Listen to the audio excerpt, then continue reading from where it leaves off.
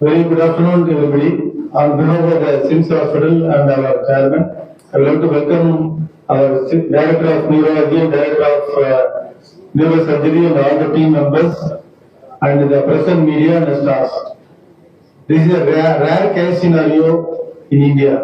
This is the anti-phospholipid antibody syndrome commonly affects in the reproductive age group of females, mostly in the age of 20 to 35 years. The reason is recurrent abortion and during pregnancy the stroke incidence. This has been documented in the journals. But in this age group, this is a totally different scenario. Our doctors and experts will explain in detail. Thank you very much for being here and we will learn from the experts. Sri Harsha பத்தின details சொல்லுறது. So முதல்ல எங்கள் team அவரை பார்க்கும்போது அவருக்கு வயது வந்து 26. So அப்போது எமர்ஜென்சியில் வந்தப்போ அவர் மயக்க நிலையில் தான் வந்தார். கூட இருந்தவங்க வந்து அவர் காலையிலேருந்து மயக்க நிலையில் இருந்ததாகவும் பல முறை வாமிட் பண்ணதாகவும் கூறினாங்க. ஸோ எக்ஸாமின் பண்ணி எம்ஆர்ஐ ஸ்கேன் எடுக்கிறப்போ எங்களுக்கு அவருக்கு வந்து சிறுமூளையில் ஸ்ட்ரோக், அதாவது செரிபெல்லர் இன்ஃபாக்ட் இருக்கிறதாக தெரிஞ்சுது. அது கூட அவருக்கு வந்து ஹைட்ரோகெஃபலஸ், அதாவது அந்த ஸ்ட்ரோக்கோட தாக்குதல்னால இன்ஃபாக்ட்னால பிரெயினில் வீக்கம் வர ஆரம்பித்து உயிருக்கு ஆபத்தான கட்டத்தில் இருந்தார். ஸோ உடனடியாக இந்த neuro surgery team doctor Vijay sir and doctor Suresh Babu sir team வந்து அவருக்கு எமர்ஜென்சி சர்ஜரி, அதாவது அவசர நிலை அறுவை சிகிச்சை பண்ணி உயிரை காப்பாற்றினாங்க. ஸோ அதுக்கு பேர் வந்து போஸ்டீரியர் ஃபோர்ஸா டீகம்ப்ரெஷன். அதுக்கு பிறகு இந்த சர்ஜரி முடிந்த பிறகு அவர் கொஞ்ச நாள் ஐசியூவில் இருந்தார், வென்டிலேட்டரில் இருந்தார். படிப்படியாக வென்டிலேட்டர்லேருந்து குறைச்சி வார்டுக்கு வந்தாங்க. இந்த சின்ன வயதில் 26 வயதுலேயே ஏன் அவருக்கு ஸ்ட்ரோக் வந்தது, அதுக்கு காரணம் நாங்கள் கண்டுபிடிக்கிறப்போ அவருக்கு இந்த ஆன்டி-பாஸ்போலிபிட் ஆன்டிபாடி சிண்ட்ரோம், அதாவது ஒரு ஆட்டோ இம்யூன் கண்டிஷன், நம்ம நோய் எதிர்ப்பு தன்மையை நம்மளுக்கு எதிராக வேலை பண்ணுற ஒரு நோய் இருக்கதாக தெரிஞ்சுது. ஸோ அதுக்காக ட்ரீட்மெண்ட் ஆரம்பித்தோம். ட்ரீட்மெண்ட் வந்து பிளட் தின்னர்ஸ், திருப்பி ரத்த குழாயில் அடைப்பு உண்டாகாமல் இருக்கிறதுக்கு மெடிசின்ஸ் ஆரம்பித்தோம். ஸோ படிப்படியாக மெடிசின்ஸ் எடுத்துட்டு ஒரு 3-4 மாதத்தில் அவர் வேலை பார்க்குற நிலைக்கு வந்துட்டார். டே டு டே ஆக்டிவிட்டீஸ் செயல்பாடுலாம் பண்ண ஆரம்பித்தார், வேலைக்கு போக ஆரம்பித்தார். இதுக்கப்புறம் அவர் ரெகுலர் ஃபாலோஅப்பில் இருந்தார். செகண்ட் டைம் அவர் அட்மிஷன் வரப்போ அவருக்கு என்ன சிம்டம்ஸ் இருந்துச்சுன்னா, அவருக்கு வந்து கொஞ்ச நேரத்துக்கு 10 நிமிடத்துக்கு ரைட் கை செயல்பாடு வரல, பேச்சு குடறல் இருந்துச்சு. அது 2 முறை 10 நிமிடத்துக்கு இருந்துச்சு. அதோட ரைட் காலில், வலது காலில் வலியும் இருந்தது. ஸோ அவர் எக்ஸாமின் பண்ணி பார்க்குறப்போ அவருக்கு பேச்சு பாதிப்பு இருந்தது, ஸ்பீச் டிஃபிகல்ட்டி இருந்தது. ரைட் கை அசைவு செயல்பாடு கொஞ்சம் கம்மியாக இருந்தது. எக்ஸாமின் பண்ணி ஸ்கேன் பண்ணுறப்போ அவருக்கு 3 உடல் உறுப்புகளில் இரத்த குழாய் அடைப்பு பாதிப்பு இருந்ததாக தெரிஞ்சுட்டோம். அதாவது இடது பக்கம் மூளைக்கு போகிற இரத்த குழாயில் அடைப்பு இருந்தாய் கொஞ்சம் பாதிப்பு ஏற்பட்டிருந்தது. இன்னொன்று வந்து வலது காலுக்கு போகிற இரத்த குழாயில் அடைப்பு இருந்தது. அண்ட் ஹார்ட்டில் ஒரு சேம்பர், லெஃப்ட் ஏட்ரியம்னு சொல்லுவோம், அதுலேயும் கிளாட் இருந்தது. ஸோ இந்த ஹார்ட்டில் கிளாட் இருந்ததுனால அவருக்கு வந்து காலில், வலது கால்லையும் இடது பக்கம் மூளையிலையும் பாதிப்பு ஏற்பட்டது. ஸோ எங்கள் vascular surgery team doctor Sairam வந்து பேஷண்ட் எக்ஸாமின் பண்ணார். பார்த்துட்டு காலோட ரத்த குழாய் அடைப்பு நம்ம எடுக்கலைன்னா கால் நம்ம சேவ் பண்ண முடியாது, கால் காப்பாற்ற முடியாதுங்கிற அறிகுறிக்கு வந்தோம். அதுக்கு பிறகு ஒரு அவசர அறுவை சிகிச்சை, காலுக்கு எமர்ஜென்சி த்ராம்பெக்டமி, அதாவது ஆன்ஜியோ மூலமாகவே அந்த ரத்த குழாய் அடைப்பு கிளாட்டை எடுக்கிற ப்ரொசீஜர் பண்ணாங்க. அது பண்ணிட்டு ஏன் அவருக்கு மெடிசின்ஸ் எடுத்தும் ஏன் இது வந்ததுன்னு நம்ம கேட்குறப்போ தான் தெரிஞ்சது. 2-3 நாள் மெடிசின் எடுக்க அவர் தவறிட்டார். அதுக்கு பிறகு தான் இந்த சிம்டம்ஸ்லாம் அவருக்கு வந்தது. ஸோ இந்த சர்ஜரி பண்ணினப்புறம் அவருக்கு படிப்படியாக ஃபிசியோதெரப்பி அண்ட் மெடிக்கேஷன்ஸ் திருப்பி ரீஸ்டார்ட் பண்ணி படிப்படியாக அவர் இம்ப்ரூவ் ஆக ஆரம்பித்தார். ஒரு 2-3 மாதத்தில் சுயமாக நடக்க ஆரம்பித்தார். சுயமாக நடக்கிறதுனா வித் சப்போர்ட் கொஞ்சம் கொஞ்சமாக நடக்க ஆரம்பித்தார். பேச்சும் நல்லா இம்ப்ரூவ்மெண்ட் ஆச்சு. ஸோ இந்த கேஸ் பற்றி நம்ம தெரிஞ்சுக்கணும், ஏன் டிஸ்கஸ் பண்ணுறோம். இந்த ஆன்டி-பாஸ்போலிபிட் ஆன்டிபாடி சிண்ட்ரோம்ங்கிறது ஒரு ரேர் கண்டிஷன். ஒரு 1,00,000-ல் 5-6 பேருக்கு இது தாக்கும். அதுலேயும் கேட்டஸ்ட்ராஃபிக், அதாவது 2லேருந்து 3 உடல் உறுப்பு இரத்த குழாய்களில் உடல் உறுப்புகளில் அடைப்பு ஏற்படுறது ரொம்ப ரேர். அதாவது இந்த ஆன்டிபாஸ்போலிபிட் ஆன்டிபாடி சிண்ட்ரோம் பேஷண்ட்ஸ்லேயே 1% தான் இது தாக்கும். ஸோ அவர் வந்து ஹாஸ்பிட்டலில் டைம்லி வந்ததுனால, நேரத்துக்கு வந்ததுனால அவருக்கு எங்களால் ட்ரீட்மெண்ட் கொடுக்க முடிஞ்சது. காலும் டேமேஜ் ஆகாமல் காப்பாற்ற முடிஞ்சது. தேங்க்யூ. இன்னைக்கு இந்த மீட்டிங் எதுக்காக போட்டிருக்கோம்னா, ஒரு விழிப்புணர்வுக்காக தான் போட்டிருக்கோம். வேற அண்டர்ஸ்டாண்ட் பண்ண நினைக்கிறேன். மெயினாக பக்கவாதம்னு நம்ம ஸ்ட்ரோக் பக்கவாதம்னு சொல்லுவோம். அதில் நிறைய டைப் இருக்கு.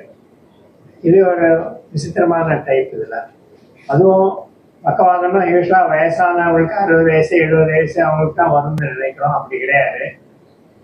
ஸ்ட்ரோக் இந்த யங், அது வந்து 10 to 15% யங் பீப்புளை அதை அஃபெக்ட் பண்ணுது. யூஸ்வலாக ஸ்ட்ரோக்ங்கிறது லைஃப் ஸ்டைல் டிஸார்டர் சொல்கிறோம். BP, sugar, cholesterol, obesity, smoking அதெல்லாம் இருந்தால் இந்த மாதிரிலாம் வரும். பட் சில சமயத்தில் அந்த மாதிரி எதுவும் இல்லாமல் கூட வர்றாங்கிறதுக்கு இந்த பையன் வந்து ஒரு உதாரணம் இருந்தார். ஒரு வியாதியை ட்ரீட்மெண்ட் கொடுக்கும்போது வரும்போது காப்போம் வந்தபின் காப்போம் என்று சொல்லுவோம்.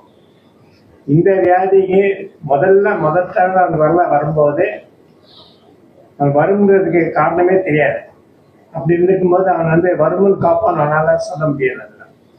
ஆனால் வந்த உடனே ஆஸ்பத்திரிக்கு வந்ததுனால நாங்கள் இதை ஆப்ரேஷன் பண்ணி அந்த மூளை வீக்கை வந்து மூளை தண்டை அமுக்கிட்டு இருந்துச்சு. அதை டாக்டர் விஜயசங்கரன் டீம்ல இருந்து ஆப்ரேட் பண்ணி அதை ரிலீஸ் பண்ணதுனால அவன் உயிர் பிழைச்சான். சிறுமூளையில வீக்காக வரும்போது அது மூளைத்தண்டை அமுக்கும். மூளைத்தண்டை அமுக்குன்னா தலையில மேல் பக்கத்துல நீர் சேரும். அந்த நீர் சேரும்போது அவங்களுக்கு மூச்சு திணறல் வந்து கொலாப்ஸ் ஆயிடுவாங்க. ஸோ அந்த சமயத்துல நம்ம உடனடியாக அதை ஆப்ரேஷன் பண்ணி அந்த மூளை வீக்கத்தினால மூளைத்தண்டை அமுங்கிறத வந்து நம்ம நிறுத்திட்டோம்னா, டீகம்ப்ரெஷன் சொல்லுது பண்ணிட்டு அந்த நீர் போகிறதுக்கு அந்த ஒரு மாற்றுப்பாதை பண்ணிட்டோம்னா ஒரு உயிரை காப்பாற்றணும். ஸோ அதுதான் இந்த பையனுக்கு பண்ணது. அதுக்கு அடுத்ததாக 2வது முறையாக அவனுக்கு வந்து பக்கவாதம் வந்தது. அந்த இடது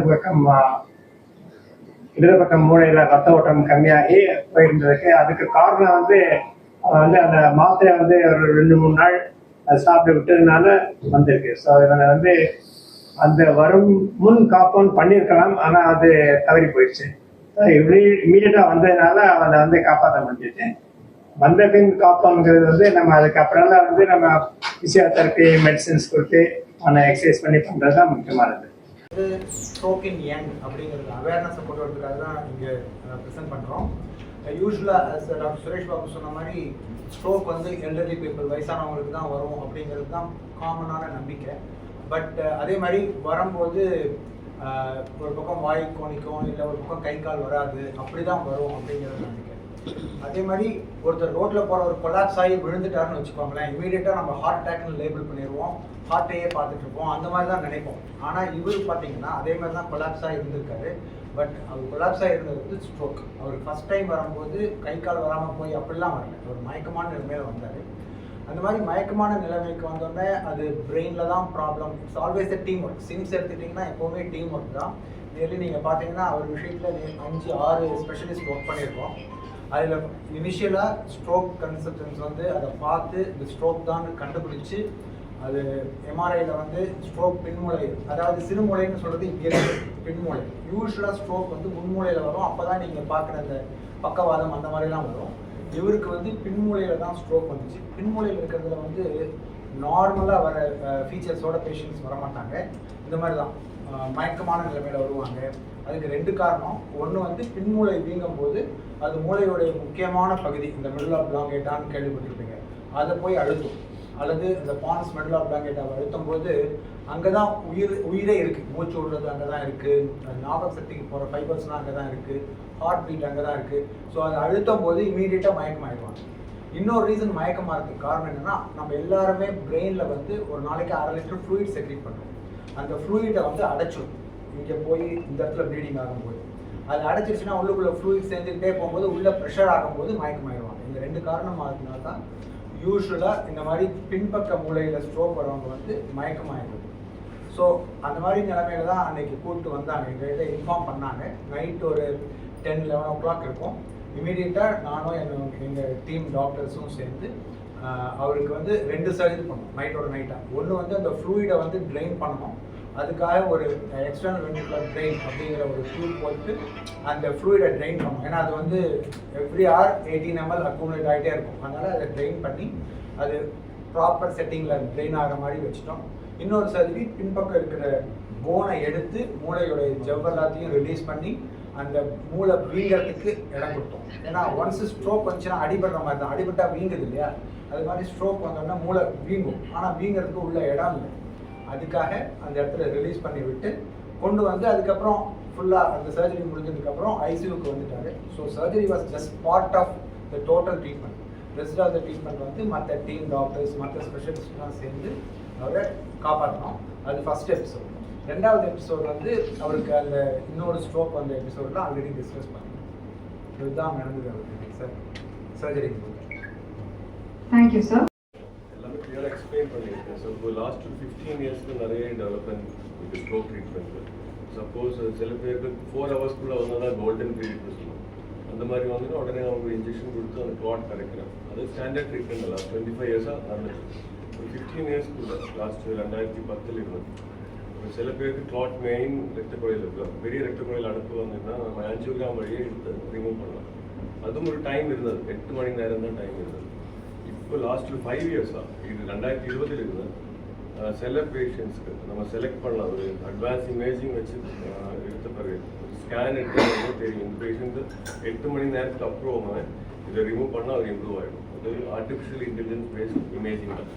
அது லாஸ்ட் 5 இயர்ஸ் அந்த ஹாஸ்பிட்டலில் இருக்குது. சவுத் இந்தியாவில் 4-5 சென்டர்ஸ் இருக்குது. ஸோ அப் டு 24 hours 24 மணி நேரத்துக்குள்ளே வந்தாலும் செலக்டட் பேஷண்ட்ஸ்க்கு இந்த ஸ்கேன் எடுத்த பிறகு நம்ம அந்த கிளாட் ரிமூவ் பண்ணால் அது ரெக்கவரி நல்லா இருக்கும். அது பெர்ஃபியூஷன் ஸ்கேன் தான் சொல்லுவோம். பட் அது காமனாக இப்போ அவைலபிள் ஆகிட்டே வருது. சிட்டியில் 2-3 ஹாஸ்பிட்டல்ஸ் இருக்குது. We are one of one few hospitals. So sir சொன்ன மாதிரி எல்லாரும் டீம் ஒர்க் தான். ஃபஸ்ட்டு ரெக்கக்னிஷன் ஹர்ஷா கேஸில் அதை ஃபஸ்ட்டு ரெக்கக்னைஸ் பண்ணது டாக்டர் விவேக் தான். இமீடியட்லி ஸ்கேன் எடுத்து ஸ்கேனில் வீக்காக இருந்தது. ஸோ ஜஸ்ட் அதை ரிலீஸ் பண்ணோம், இல்லைன்னா உங்களுக்கு ஆபத்து தான். அந்த மாதிரி தான் இந்த மாதிரி 4 ஹவர்ஸ்க்கு வந்து நம்ம இன்ஜெக்ஷன் கொடுப்போம். Which is commonly there every hospital almost 20-25 centres in Chennai. So 6 hours to 8 hours வந்துன்னா நம்ம டைரக்ட் ஆஞ்சியோகிராம் வழி ஹார்ட் பண்ணுற மாதிரி ட்ரெயின் பண்ணி அந்த கிளாட் ரிமூவ் பண்ணுறோம். 8 மணி நேரத்துக்கு அப்புறம் வந்தாலும் இந்த ஸ்கேன் ஸ்பெஷல் ஸ்கேன் எடுத்த பிறகு அப் டு 24 hours சில பேஷண்ட் ரிமூவ் பண்ணலாம். ஸோ அதெல்லாம் ஃபஸ்ட்டு பட் பி ஃபாஸ்ட் தான். அது my colleagues Prabhash will be highlighting. அதை பப்ளிக் ஷுட் பி அவேர் என்ன சிம்டம்ஸ் ஸ்ட்ரோக் சடனாக கொலாப்ஸ் ஆன மாதிரி ஹார்ட் நெஞ்சு வலியும் வராது. சடனாக பேலன்ஸ் போகிற மாதிரி அதான பி. ஈனா கண்ணு மங்கலான மாதிரி கண்ணு ரெண்டாக பார்க்குறாங்க. எஃப்னா ஃபேஸ் முகவரி பக்கம் தோன்ற மாதிரி. ஏனா கையை தூக்க முடியல, கை சடனாக கொலாப்ஸ். எஸ்னா ஸ்பீச் பேச்சு வராமல் இருக்கும், பேச்சு புரியாமல் இருக்கும், சில பேர் குழந்த மாதிரி இருக்கும். So that is a message we want to give to the public. Be fast recognise பண்ணணும். நம்ம பக்கத்தில் நெய்பர் ஃபேமிலி மெம்பர் யாராவது இந்த மாதிரி இருந்தால் ஸ்ட்ரோக்காக சான்ஸ் ரொம்ப இருக்கும். இப்போ ட்ரீட்மெண்ட் அட்வான்ஸ் ஆகிட்டே இருக்கு. Every 10 years there's been some new things and rehabilitation. Stroke அப்புறம் that's the main message we all as a team want to. He's one of the good example that we all work together and another new rehab point to them. Thank you. Thank you, sir. அனைவருக்கும் வணக்கம். So ஹர்ஷாவோட story எல்லாரும் கவனிச்சிருக்கீங்க.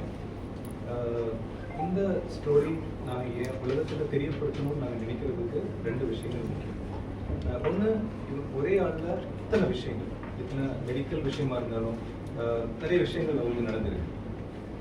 2வது, ஸ்ட்ரோக்கோட அவேர்னஸ்ங்கிறது நம்ம ஊரில் ரொம்ப ரொம்ப கம்மியாக இருக்குது. ஸ்ட்ரோக்கோட அறிகுறிகளாக இருக்கட்டும், BEFAST டாக்டர் ரதேஷை பற்றி பேசினாங்க. ஸ்ட்ரோக் வந்தால் என்ன பண்ணணும் எங்களோட அவேர்னஸ் ரொம்ப ரொம்ப கம்மியாக இருக்கும். ஸோ அவேர்னஸ் ரைஸ் பண்ணுறதுனால எங்களுடைய முக்கியமான நோக்கம். ஸ்ட்ரோக் ஒரு கேள்வி நீங்கள் எங்கே அடுத்து நீங்கள் என்ன கேள்வி கேட்கலாம், எல்லாரையும் கேள்வி கேட்கலாம். அதுக்கு முன்னாடி நான் ஒரு கேள்வி உங்கள்கிட்ட கேட்டுக்கிறேன். ஸ்ட்ரோக்கோட ஃபர்ஸ்ட் எய்ட் என்ன? யாராவது ஸ்ட்ரோக்கோட நார்மலாக ஒரு ஃபர்ஸ்ட் எய்ட் அப்படின்னா ஏற்பட்டதுக்கு அப்புறம் பண்ணுறது நம்ம ஃபர்ஸ்ட் எய்டுன்னு பேசுவோம். ஆனால் ஸ்ட்ரோக்கில் மட்டும் அப்படி கிடையாது. ஸ்ட்ரோக்கில் இப்போ பண்ணுறது தான் ஃபர்ஸ்ட் எய்ட். அதாவது இப்போ ஒரு ஆள் ஒரு புது ஊருக்கு போகிறாங்க, இல்லை உங்கள் வீட்டு பக்கத்தில் எந்த ஆஸ்பத்திரியில் ஸ்ட்ரோக்குக்கு எந்த மாதிரி ட்ரீட்மெண்ட் பண்ணுவாங்க அது தெரிஞ்சுக்கிறது தான் ஃபர்ஸ்ட். ஏன்னா ஸ்ட்ரோக்குங்கிறது 2 டைப் இருக்குது. ரத்தம் கசியிறது, ரத்தம் உறையிறது. ஸோ ரத்தம் கசிகிற ஒரு பேஷண்ட்டுக்கு ரத்த உறையிறதுக்கான வைத்தியம் பண்ணக்கூடாது, உறையிறவங்களுக்கு கசிகிறதுக்கு வைத்தியம் பண்ணக்கூடாது. ஸோ ஸ்கேன் எடுக்காமல் வைத்தியமே பண்ண முடியாது. அப்படி இருக்கும்போது நம்ம எந்த இடத்துல ஒரு பேஷண்ட்டை கூட்டு போனால் கரெக்டான வைத்தியம் பண்ண முடியும்னு தெரிஞ்சுக்கணும். இதில் 3 டைப் ஆஃப் ஸ்ட்ரோக் சென்டர்ஸ் இருக்குது. ஒன்று ஸ்ட்ரோக் ரெடி ஹாஸ்பிட்டல், அங்கே போனாங்கன்னா ஸ்கேன் பண்ணுவாங்க, என்னென்னு கண்டுபிடிக்கணும். அதுக்கு மேலே உள்ளது காம்ப்ரிஹென்சிவ் ஸ்ட்ரோக் கேர் சென்டர். இங்கே மோஸ்ட் ஆஃப் தி விஷயங்கள் பண்ண முடியும், ஸ்கேன் பண்ணிவிட்டு மருந்து கொடுக்க முடியும். அடுத்தது தான் அட்வான்ஸ் ஸ்ட்ரோக் கேர் சென்டர். இங்கே 24 hours நியூராலஜிஸ்ட் இருப்பாங்க, 24 hours நியூரோ சர்ஜன் இருப்பாங்க. 24 hours அவங்களுக்கு உள்ளே போய் ரத்த குழாயில் அடைப்பட்டு அதை எடுக்கிறதுக்கான வசதி இருக்கும். இன்னொன்று அந்த இப்போ இவங்களுக்கு ப்ரெஷர் பண்ணியிருக்கிற மாதிரி எமர்ஜென்சியாக சர்ஜரி பண்ண முடியும். ஒரு பிரச்சனை மூளையில் ப்ரெஷர் அதிகமான இம்மீடியட்டாக சர்ஜரி பண்ணக்கூடிய அளவுக்கு வசதி இருந்தால் தான் அட்வான்ஸ் ஸ்ட்ரோக்கு. இன்னொன்று அதை விட அட்வான்ஸில் இன்னொன்று ஏஐ பேஸ்டு சிஸ்டம். அதாவது 8 மணி நேரம் தாண்டி வந்தாலும் கரெக்டாக இவங்களுக்கு ப்ரொசீஜர் பண்ணால் வைத்தியம் பண்ண முடியுமா, முடிஞ்ச எவ்வளோ தூரம் ரிசல்ட் வரும் எங்களுக்கு கரெக்டாக நுணுக்கமாக பார்க்க முடியும். இந்த வசதிகள் இருந்துச்சுன்னா இருக்கிறது அட்வான்ஸ் ஸ்ட்ரோக் கேர்னு சொல்கிறது. ஸோ இப்போ இவரோட விஷயம் எடுத்துட்டேன்னா, முதல் விஷயம் ஏஜ். நீங்கள் கவனிச்சிருப்பீங்க, ஸ்ட்ரோக்குங்கிறது நார்மலாக வயதானவங்களுக்கு வர ஒரு பிரச்சனை வருது. ஸோ 50 வயசுக்கு கீழே வந்துச்சுன்னா அது ஸ்ட்ரோக்கின் எண்ணுன்னு சொல்கிறோம். சில இடங்களில் 45 வயசுக்கு கீழே வந்தால் அது ஸ்ட்ரோக்கின் எண்ணு தான் சொல்கிறோம். நார்மலாக ஒரு கணக்குப்படி ஒரு நாளைக்கு உலகத்தில் 33,000 ஸ்ட்ரோக் ஏற்படுது ஒரு நாளைக்கு. ஸோ அதில் ஒரு 2,000 to 3,000 யங் ஸ்ட்ரோக் தான். ஸோ 10 to 15% யங் ஸ்ட்ரோக் தான். ஸோ யங் ஸ்ட்ரோக்குக்கும் மற்ற ஸ்ட்ரோக்குக்கும் பெரிய ஒரு வித்தியாசம் இருக்குது. என்னென்னா நம்ம காரணங்கள், யங் ஸ்ட்ரோக் மற்ற எல்லாருக்கும் நம்ம காரணங்கள் கண்டுபிடிப்போம். ஆனால் யங் ஸ்ட்ரோக்குங்கிற பட்சத்தில் நம்ம எக்ஸ்ட்ராவாக சில விஷயங்கள் பண்ணணும், கைட்லைன்ஸ். ஸோ அதுக்கு அது மாதிரி பண்ணும்போது இவங்களுக்கு அது என்னென்னு கண்டுபிடிச்சு அதுக்கான வைத்தியம் பண்ண முடியும். ஸோ ஸ்ட்ரோக்குங்கிறது ஒரு விஷயத்தினால ஏற்படுறது. ஸோ அதுக்கான ஈட்டியாலஜி, எதனால் ஸ்ட்ரோக் ஏற்படுறது கண்டுபிடிக்கிறது ரொம்ப ரொம்ப முக்கியம். ஏன் அப்படின்னா ஒரு தடவை ஸ்ட்ரோக் ஏற்பட்டுன்னா திருப்பி ஸ்ட்ரோக் வர்றதுக்கான வாய்ப்புங்கிறது 7% 53%. ஸோ 7 to 7 கீழே எல்லாருக்குமே ஏற்படுறது, அதுக்கு கீழே நம்ம எடுத்துகிட்டு வர முடியாது. ஸோ ஒரு ஸ்ட்ரோக் வந்த ஒரு ஆளுக்கு அந்த 53% எப்படி 7% கம்மி பண்ணலாங்கிறத நம்ம எல்லாரும் எஃபர்ட் போட்டு கண்டுபிடிச்சு அதுக்கான வைத்தியம் பண்ணுறோம். ஸோ அது என்னங்கிற நான் வரிசையாக நான் பேசுகிறேன். இன்னொன்று, ஒரு யங் பீப்புளுக்கு ஸ்ட்ரோக் வரும்போது அவங்களுக்கு ஏற்படுற economic as well as social disturbance ரொம்ப ரொம்ப பெருசு. இன்னொன்று குவாலிட்டி ஆஃப் லைஃப், அவரோட வாழ்க்கையில் முன்னாடி அது ரொம்ப ரொம்ப முக்கியம். வயதானவங்க வந்து நான் கம்மியாக சொல்லலை, பட் அது யங்குன்னு வரும்போது அது காஸ் பண்ணுற எமோஷனல், சோஷியல், எக்கனாமிக் டிஸ்டர்பன்ஸ் ரொம்ப ரொம்ப பெருசு. ஸ்ட்ரோக் ரெக்கரன்ஸ் பற்றி பேசியிருந்தேன். நார்மலாக ஸ்ட்ரோக்குங்கிறது 4 பேருக்கு ஒரு ஆளுக்கு ஸ்ட்ரோக் ஏற்படும் லைஃப் டைமில், அதுதான் நார்மல் கணக்கு. மொத்தமாக ஒரு வாழ்க்கையை எடுத்துட்டோம்னா. ஆனால் ஸ்ட்ரோக் ரெக்கரன்ஸுங்கிறது அந்த சர்வேவஸில் 2 பேரில் ஒரு ஆளுக்கு திருப்பி ஸ்ட்ரோக் வரதுக்கு வாய்ப்பாங்க. அது ஒரு கணக்கு. ஸ்ட்ரோக் ஒர்க்கை பற்றி பேசியிருந்தேன். நம்ம ஸ்ட்ரோக்கை ஒரு என்ன காரணம்னு கண்டுபிடிச்சா மேற்கொண்டு வராமல் தடுக்கலாங்கிறது ரொம்ப முக்கியம். இதை நீங்கள் எடுத்துகிட்டு போகணும் இப்போ எல்லாருக்கும். ஏன்னா நம்ம நார்மலாக ஸ்ட்ரோக்கோட நிறுத்திடுறோம். ஆனால் ஸ்ட்ரோக்குக்கான காரணம் என்ன எல்லாத்துலேயும் கண்டுபிடிக்க முடியாதுங்க. சில டைம் கண்டுபிடிக்க முடியும்னா கிரிப்டோஜெனிக் ஸ்ட்ரோக்குன்னு சொல்லுவோம். பட் ஸ்டில் அது எஃபர்ட் போடணும். Effort equal to result. So effort போடுறத நம்ம செய்யணும்.